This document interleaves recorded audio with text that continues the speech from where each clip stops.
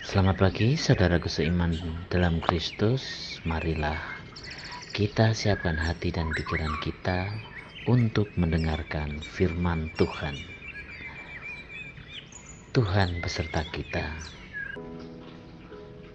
Inilah Injil Yesus Kristus menurut Matius bab 17 ayat 10 sampai 13. Elia sudah datang, tetapi orang tidak mengenal dia. Ketika Yesus dan murid-muridnya turun dari gunung, para murid bertanya kepadanya, "Mengapa ahli-ahli Taurat berkata bahwa Elia harus datang dahulu?"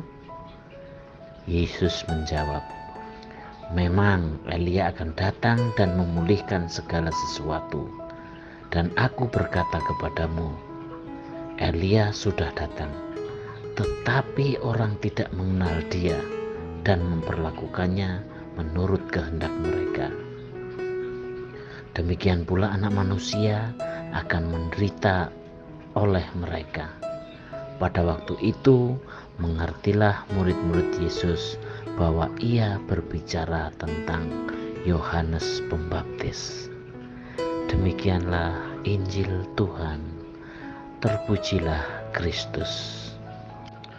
Selamat pagi para sahabatku, sahabat suara hati, rekan muda, para setelamarian dan pendengar dimanapun Anda berada.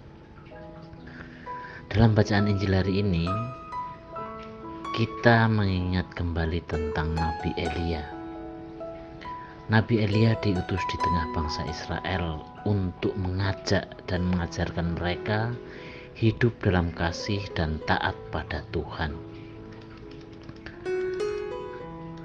Allah melihat bahwa banyak dari kaum Israel yang meninggalkan firman Allah.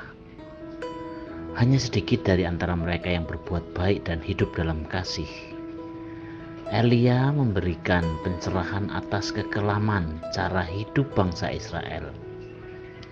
Dia melakukan banyak mukjizat pada zamannya.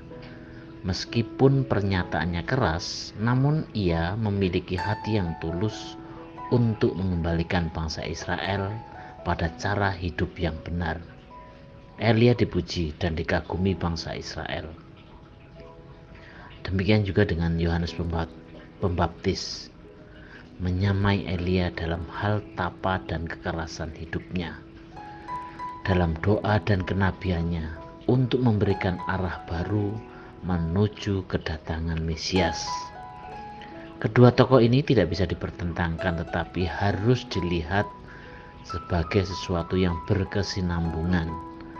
Namun menurut kata Yohanes sendiri, Yesus harus makin besar, tetapi aku harus makin kecil.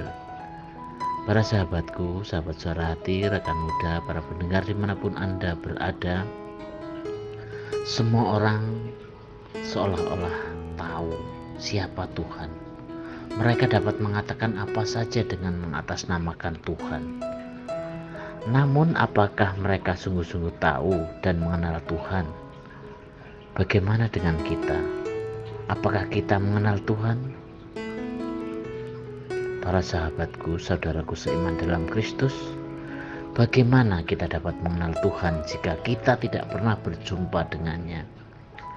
Relasi kita dengan Tuhan tumbuh dari perjumpaan-perjumpaan yang kita alami melalui pengalaman rohani.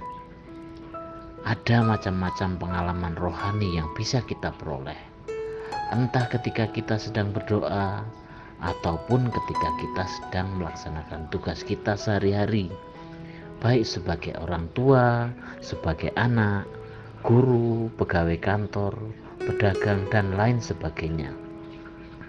Kita dapat berjumpa dengan Tuhan melalui setiap kegiatan yang kita lakukan. Ketika kita sering berjumpa dengan Yesus dan sungguh-sungguh mengenalnya, maka kita tidak perlu khawatir apabila kita mungkin melewatkannya. Tidak seperti ahli-ahli Taurat yang tidak dapat mengenali Nabi Elia yang hadir dalam diri Yohanes Pembaptis. Yesus pun berkata, Elia sudah datang, tetapi orang tidak mengenal dia dan memperlakukannya menurut kehendak mereka. Para ahli Taurat tidak mampu mengenal Elia karena mereka tidak pernah berjumpa dengannya. Padahal perjumpaan itu sendiri tidak memiliki batas-batas yang dapat diukur. Perjumpaan merupakan sikap hati yang terbuka, yang menuntut kerendahan hati. Kita memang tidak dapat mengenal dan berjumpa dengan Yesus hari ini, besok dan selamanya, tetapi melalui pengalaman rohani kita semakin dikuatkan untuk bisa semakin dekat dengannya. Para sahabatku, sahabat suara hati, rekan muda dan para pendengar dimanapun Anda berada, Minggu Advent adalah saat yang tepat untuk memerangi arogansi dan kedegilan hati kita. Untuk itu, marilah kita perangi berbagai keinginan hidup yang tidak teratur dan pola hidup yang tidak terpuji, yang semata-mata berpusat pada keinginan kita masing-masing dan yang bisa merusak orang lain serta Tuhan. Selanjutnya, kita dapat menjadi saluran rahmat kasih-Nya bagi sesama. Dengan demikian, kita ikut aktif dalam menyiapkan jalan bagi kedatangan Tuhan yang menyelamatkan dunia untuk keselamatan kita semua. Demikianlah permenungan kita hari ini. Salam hangat dari suara hati. Salam sehat selalu. Tuhan memberkati. Amin.